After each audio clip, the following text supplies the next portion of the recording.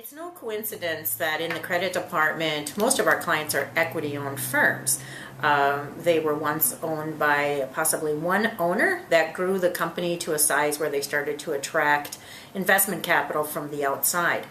Well, when this investment capital comes into the firm, they are focused on just a few measurables to make that company more value because they have invested this money, usually in the source of equity and perhaps debt, and their job then is to grow the value of the firm. And one of the measurements is on cash and the cash flow specifically, and on increasing and maximizing cash flow.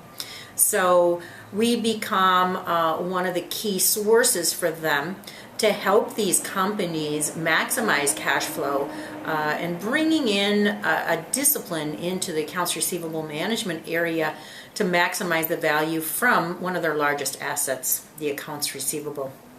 So for us, when we come into these firms in the very beginning, we are looking for a couple of things to know whether they're doing this appropriately or not. And the most important part of the whole receivables management area is the process and how well that process is working to this specific receivables portfolio. So we want to look at that process and make sure it makes sense and that it's not wasting resources or has that it doesn't have processes that don't make any sense in the area. So we're looking at the processes, then we're looking toward the technology. For example, do they have a lot of manual hours put into sending out notices to customers or statements that still get mailed to customers or calls that get made on small balances simply because they don't have the technology to manage that? So we're looking first at process, then we're looking at technology, and lastly we're looking at team. And the strength of that team, the fit of that team's skills to that particular asset.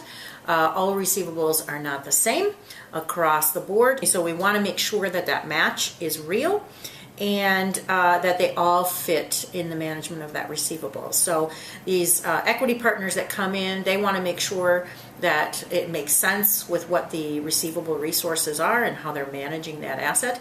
And so we come in and take a look at that and make that determination for them. So those are the areas that we're looking at when we first look at an accounts receivable to see where the improvements could be, how the fit needs to be changed, and most importantly, what are the resources that are needed in this area to be able to maximize the cash flow that they're looking from when they first come in and infuse the amount of cash that they do into these firms.